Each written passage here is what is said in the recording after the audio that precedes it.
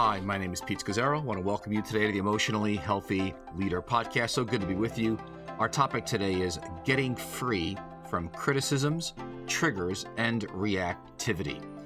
Getting free from criticisms, triggers, and reactivity. You're probably saying, absolutely, give me the magic pill.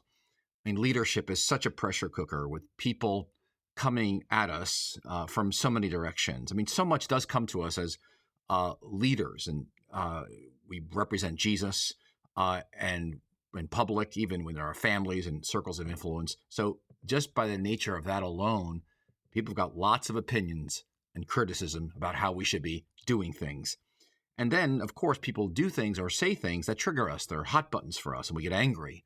And so we find ourselves in situations where all these triggers flare up. And then finally, we react then often, and we feel terrible. Then we beat ourselves up in shame and anger. And so the question is, how do I get free from people's criticisms and my triggers and my reactivity? I feel like I'm so sensitive. People often say to me, I used to feel like that. How do I become a mother and father of the faith, an emotionally mature adult, someone who's whole, someone who's anchored, centered, living out of my true self and not anxiously, non-reactively? So that's a lot about what I'd say Discipleship is all about, really, and the course is all about. We're trying to slow people down, slow you down to be before you do, and begin to integrate things like silence and solitude and Sabbath and daily offices and a lot of the riches of the slow down monastic tradition going back thousands of years. Inviting you and people like you, and as you do the course and get involved in our materials, to explore your iceberg and get in touch with what's going on in your inner life, in your feeling life, and your interior world, and discerning God in that. And then also doing things such as a genogram, going back to go forward and getting in touch with your early messages and how they've impacted you, that you might know yourself, and so you can know God and go forward into what God has for you. So this podcast in particular, I want to take it like the next level. I want to approach it from a different angle, almost like Genogram 201. And actually, this comes out of the Emotionally Healthy Relationships course, where Jerry and I, we've been teaching this to almost 200 leaders and pastors over the last 8 weeks, and doing genograms of a number of pastors and leaders from around the world. And so I found myself referring to today's material that I'm about to share with you. As I would review people's genograms, I would bring up to them a number of issues. But here's what I observed, that so many folks, and I understand it so well, we live out of a false self. That is, our true selves are all locked up or blocked. And so we say yes when we prefer to say no. We make decisions that we really prefer not to, but we want to protect ourselves. We don't speak up or assert ourselves because we want to avoid the disapproval of others. So often have a hard time laughing at our shortcomings and failures. Avoid looking foolish or weak in different situations. Afraid of taking risks so often, again, lest we look foolish, or finding our worth and well-being in our performance, what we're accomplishing, or what people think of us, getting popular. And there's a lot of Christian nice out there, this underdeveloped sense of self. And again, there's I'd say a beginning knowledge of ourselves, and then there's a deep knowledge of who we are. And so what happens, we end up, as I observe in these genograms, we end up building walls so people don't really see us. And it can be very lonely, and it's very difficult to build community and to love others when I'm not willing to let you in to know the full me. And again, if I don't know the full me, I'm not intimate with me. How am I going to let you know me or be intimate with me?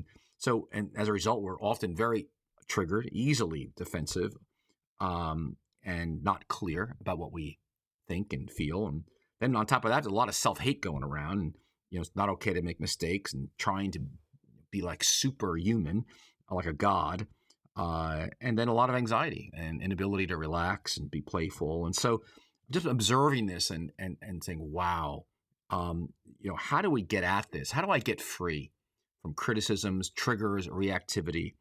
And so today I want to kind of introduce you or expose you to a kind of a Genogram 201, another way to kind of look at yourself and break free in Jesus. So the first part I want to talk about, and actually everything's going to flow out of this one, is it involves embracing all of your parts, all the parts of yourself. In other words, part of maturing as a human being in holiness and in wholeness is to embrace our brokenness, to embrace our vulnerabilities.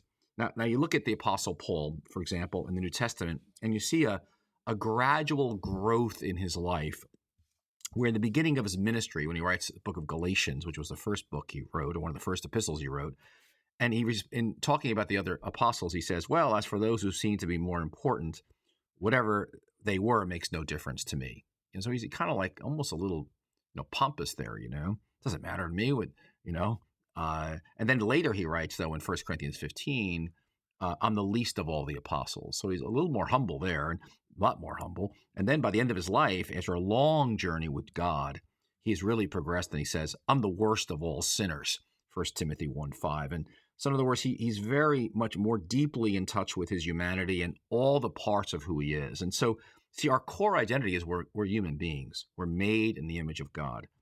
But because of sin entering the human race, we're also broken. As Luther defined it, Martin Luther, so well in classical theology, and that is, we're both saints and we're sinners. I'm valuable and I'm broken. In other words, I stand before God in the righteousness of Jesus alone. He was my substitute. He bore my sins on the cross. He imputes to me his perfect record and righteousness. I stand before God as if I've lived a perfect life like Jesus lived. And so I'm a saint. That's my standing. And I've got many good qualities about me because of, made in God's image and Christ. At the same time, I'm also a sinner.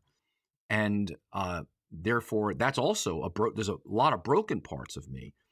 And so if I'm going to grow into a person who's free from criticisms and triggers and reactivity, if I'm going to grow into a non-defensive, loving person who's free, it requires that I embrace all of my parts. In other words, myself, a sense of myself as a human being, that I've got these strengths and I've got these weaknesses. In other words, I'm able to integrate my opposites, things that seem to be in such a collision course. It's kind of like Paul in Romans, and he's in Romans 7, and his, there's nothing good dwells in me, as a sinner, and then he's in Romans 8 at the same time. It's like David in Psalm 51, he's in touch with his sinner, and this is in that Psalm of repentance. At the same time, he writes in Psalm 139, I'm fearfully and wonderfully made, and so he's able to embrace saint and sinner. And again, that's classic theology. We are both at the same time. We don't err on either one of the two extremes. And so I'm going to read to you a list that I made up, and I actually worked on this for quite a long time, a number of years ago. And again, I pulled this teaching out from a number of years ago, and I spent actually years on this. This was part of when Jerry and I were working on what became the 8 emotionally healthy skills. This was the one that did not make the course because it was just so advanced and required so much around that it was beyond what what could be included in a course. But it's tremendous for us here, especially those of you listening to me, in leadership as we engage our communities. So I'm going to read you 2 lists. On one side is going to be saint, on the other side is going to be sinner. And I'm going to break down that we're both sinners and saints very specifically into I'm going to mention 24 different categories. I hope that it'll just help you kind of get in touch with yourself a bit and embracing all of your parts. So number one, first of all, I'm a saint in the sense I'm right. That's a saint column. Imagine a column on saint. At the same time, a sinner, I'm also wrong on a number of things. So yeah, I'm right very often, but I'm also wrong very often. I'm a saint and a sinner. I can be on a saint column, I can be very vulnerable and open. At the same time, on the sinner column, I can be very defensive and closed. Depends on the issue. I actually am both at different times. On the saint end, I can be very strong, and very strong in Jesus and strong on certain initiatives. At the same time, I can, as a sinner's category, I can be very weak and not have any energy or grace to actually approach certain topics. As a saint, I can be secure. I feel very secure in actually doing this podcast right now. At the same time, as a sinner, I can be insecure on giving a talk or giving a different kind of podcast on a different topic. I'm a saint. I'm very competent. In pre-EHD, discipleship, I was really into being competent. I'm a together leader. I know what I'm doing. I'm successful. I'm breaking new ground. But I wasn't so good at embracing my parts of I'm competent, but I'm also incompetent. I also make mistakes. So I'm not competent in everything, and I make lots of mistakes, and there's lots of areas I'm not competent in. And I didn't talk about that much because I didn't want to embrace those parts. So I overemphasized my saint part, but I'm competent and incompetent. I can be kind, and I can be hurtful and mean. Both, depending on the context. Every human being is both in different situations. I remember, this is my mother, who grew up in the 1930s in an Italian neighborhood in Brooklyn, New York. And she was raised in a neighborhood where there were a lot of like very famous mafia people. I mean, people that you read, you watch documentaries about. And I remember asking her about two individuals in particular, and they were called Murderers Incorporated. And I said, Mom, how could you like hang out in the neighborhood like you knew these people, your family knew them, and I don't understand, like, how could you be near these people? Weren't you afraid? And she says, Pete, they were so nice. They were such nice people. I don't know. Like, I didn't know that part of them. And I was like, yeah, they're kind. Yeah, they're kind on one level in the neighborhood, but they're also very mean and hurtful. Just like us, we can be kind, we can be mean and hurtful. We can be peaceful. We can also be violent, especially with our words, and kill people. We can be loving. At the same time, we can also be hateful and prejudiced. Again, think of a saint. I can be humble. Like as a saint, I can be a sinner. I can be arrogant. I can be good at times. I can also be bad. I can be very caring for certain individuals. At the same time, I can also be distant. I can be very smart about certain things, but I can also be dumb about other things, depending on the topic. I can be truthful. Absolutely. At the same time, I can be a liar and skim on the truth or exaggerate. I can love myself in a good way, a healthy way, but I can also reject myself, have self-rejection, carry that too, and have self-hate going on. I can be trustworthy, but I can also be untrustworthy, where you can't rely on me. I can be able to choose and exercise, strong sense of choice and empowerment. I can also function as a helpless person who's a victim. I can be a saint. I can be a hard worker, which is good. I can also be like a sinner. I can be lazy. I can take responsibility as the saint column. I can also be a blamer in the sinner column. I can be confident and self-assured. Absolutely. I can, people would see me often in the pulpit or casting vision. Like, here's Pete, he's so confident, amazing, self-assured. I can also be on the other column, sinner. I can be scared to death and lack all kinds of confidence. On the same column, I can be very dependable. You can depend on me. But you know what? There are times I can be irresponsible. I can be decisive. Yes. I can also be very indecisive. Both. I can be teachable and open. Absolutely. I can also be rigid and closed and not teachable. I can be calm. Absolutely. I can also be anxious and agitated. I can exert a healthy power. I can also be impotent. And that is, like, I just can't do anything. Not talking about physical impotent. I can't get anything done. Lacking all power. And so these two lists, and I actually read you 24 different qualities of saint and sinner. It's a fascinating categories when you put them both side by side. But there's something where we often split ourselves. In other words, as a defense mechanism, it's all or nothing. I'm either all saint or I'm all sinner. It's either all right or it's all wrong. I only see my strengths or I only see my weaknesses. The good news of the gospel is, no, you're a saint and you're a sinner at the same time. I mean, the whole book of Romans is making that point. And the gospel gives me the grace and the framework to actually look at my shadow, my sinful parts. And I can embrace all my parts as a full human being, saint and sinner. In other words, I don't use my faith to hide from God and hide from my humanity. You see, if we're split within ourselves, we're actually far from our true selves. We're far from God. We're far from the kingdom. We're far from all kinds of things. One of my favorite sayings comes from a story in the Desert Fathers about a 4th century monk named John the Short.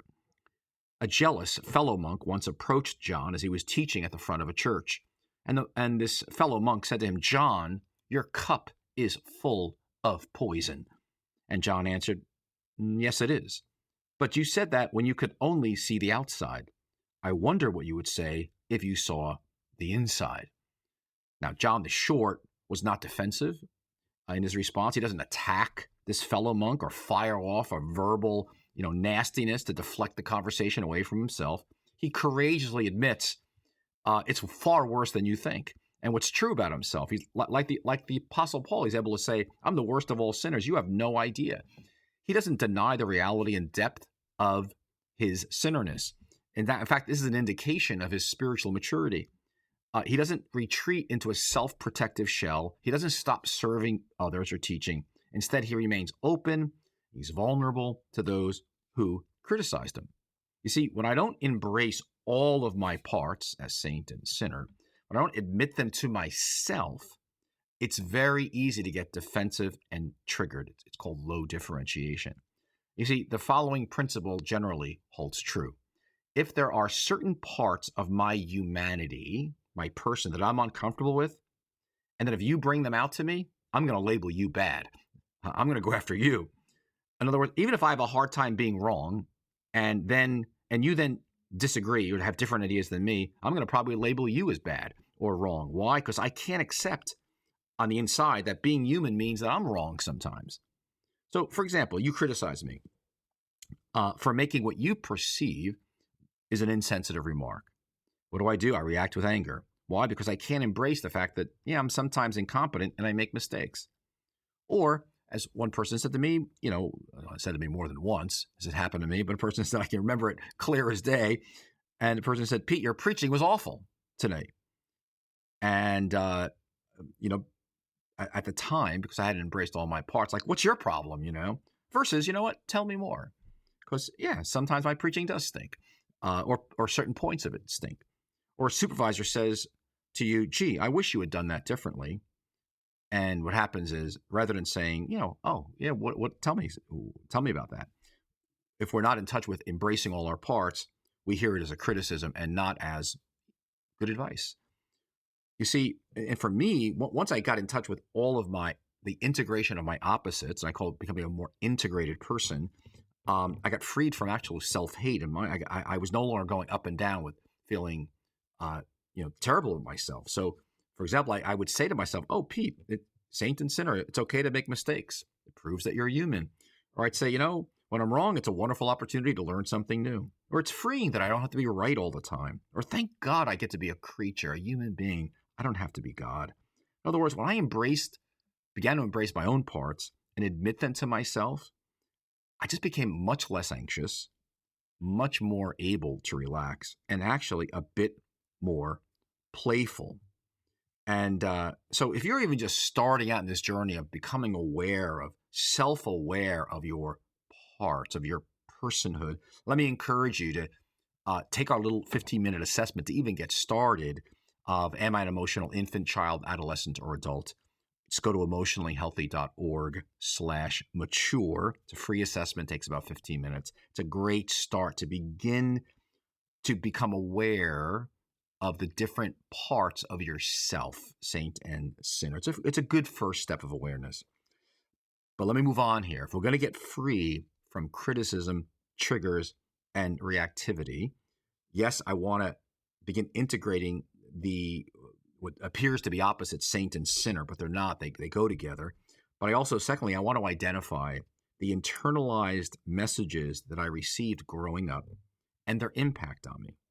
Again, this is like Genogram 201. In other words, what we swallow or we drink out of our families growing up in the early years, especially, very often a bad, imbalanced theology. We preach grace and we believe grace, but so often we live law, for example. And if you don't understand your own story and the messages you received, you end up acting it out. So, for example, I know in the early days, pre-emotionally healthy discipleship, I was working an 80-hour week to feel in my first, when I first started pastoring, but I was driven by a need to feel competent. I didn't want people to think I wasn't competent. I mean, how many of you, had moms and dads to say, or parents or caregivers said, I'm so proud of you. And our history plays out at the next level, and we end up projecting it on our current behaviors.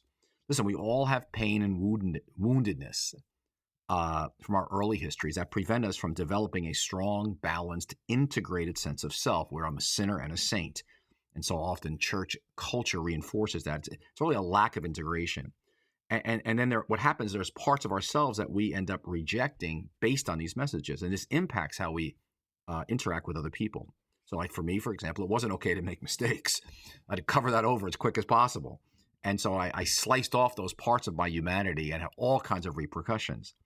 But based on how you were affirmed or perhaps criticized growing up, what messages did you receive about what's a good person and what's a bad person?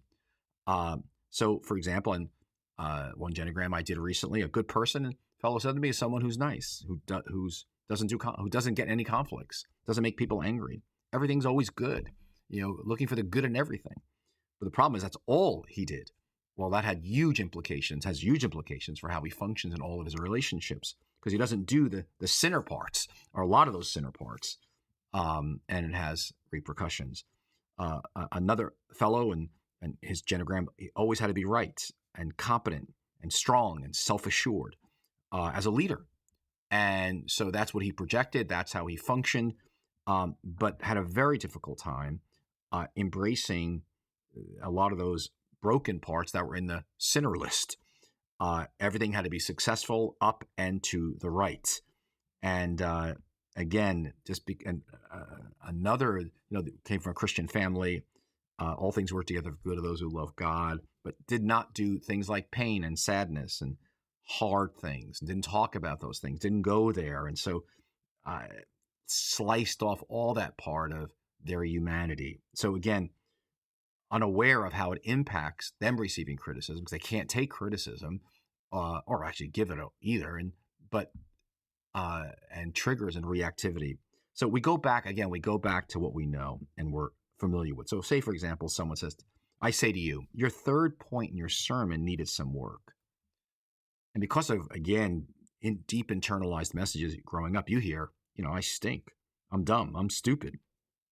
And so that's what you hang on to. Versus, he's just pointing out a third point in the sermon that can be improved. I hear I'm dumb and stupid, or I stink. Or I say to you, can you get that book off the shelf? Oh, no. You probably can't reach it. You're too short. Joe, why don't you get it? And what you hear is not that, I asked Joe to get the book. You hear, I'm a loser. Because that's the message you go to. And so you close down. Or I ask three people's opinion, but I forget to ask your opinion. And it touches something deep and it lands in your history because I didn't ask your opinion. And you withdraw it. I'm inadequate. I'm invisible. I'm not competent. I'm stupid. Versus probably didn't see you and asking the opinions. Or you come in, or I'm speaking, you come in late and or you don't take notes and you leave the event early. And what do I hear? You're rejecting me. I'm a bad leader. Why? Because that's the early messages I got, rejection, and you think I'm stupid and inadequate. And so I lash out at you, how rude you can be, versus, you know what? Thank you for coming. How fortunate you could make half the meeting, or versus I must not be that important, So anyway, grace, here's the point of all this. Grace enables me to be fully human. I can be true to my whole self. I can be a sinner and a saint. The base of the gospel, our theology, is God loves you with all of your inadequacies, with all the stupid things you and I have done. And so that's why we want to saturate ourselves with the gospel and God's positive attribution of us, that you're loved, you're delightful, you're a joy, you're deeply loved. I see you, says the Lord. I pursue you.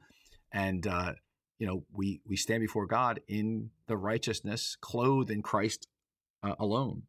And that's the great news of the gospel. At the same time, I hold on to, yes, I'm a saint and I'm loved, but I'm also a sinner and hold on to all those parts too.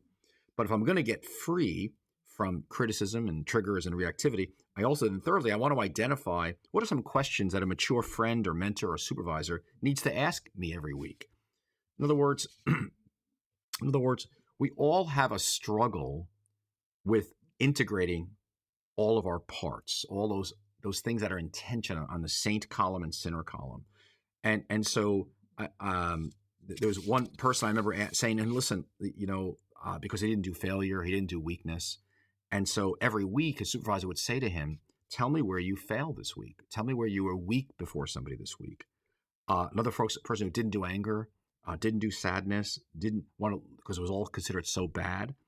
And I would ask weekly, tell me where you got angry this week or something that upset you, because he had to access that part of himself. He didn't do those kinds of feelings. Others who, like another person who had much abuse growing up, and but a wonderful leader, but did not take time for self-care or to engage her dreams. And so every week was the question a supervisor would ask is, tell me what you did to feed your soul and do blue sky dreaming for your ministry this week. Because that was something she loved to do, but it was like a privilege, that a part of her that she didn't access very much in her life. A question I would ask myself often was, Pete, where did you make mistakes this week? And you didn't go into shame, but you just recognized it was just one mistake in one area. I'm delightful. It's okay to make mistakes. I wasn't splitting that. I can have a good sermon. Doesn't mean it has to be perfect to be a good sermon.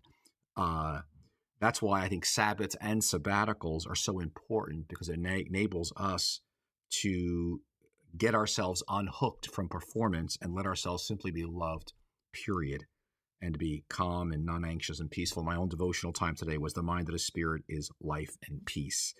And so many of us don't know that. And another person I'm supervising, I asked about, where were you honest this week, and said something that was honest that maybe you didn't get validation for, that you're still lovable and you made a mistake. And then finally, just last, as you think about this whole thing about reducing triggers or eliminating triggers and getting free from them, criticisms, triggers, and reactivity, is just practice a non-defensive posture this week. In other words, when someone perhaps gives you critique, you say, hey, tell me more, help me understand. In other words, invite feedback, because we know and we embrace all our parts. We integrate the opposites, like Paul and David did. Yeah, I'm a saint, but I'm also a sinner. I'm right, I'm also wrong. Like, I can be vulnerable and open. I can also be defensive. I can be strong. I can also be weak. I'm secure sometimes. I'm also insecure other times. I'm competent. Absolutely. I'm also incompetent, and I make mistakes. I'm kind. Yes. I'm also hurtful and mean sometimes. I can be peaceful, but there's also a part of me that also is violent, especially with my words and my actions. I can be very loving. I can be prejudiced and not nice. I can be humble. I can be arrogant. I can be good. I can be bad. I can be caring. I can be distant. I can be smart. I can be dumb.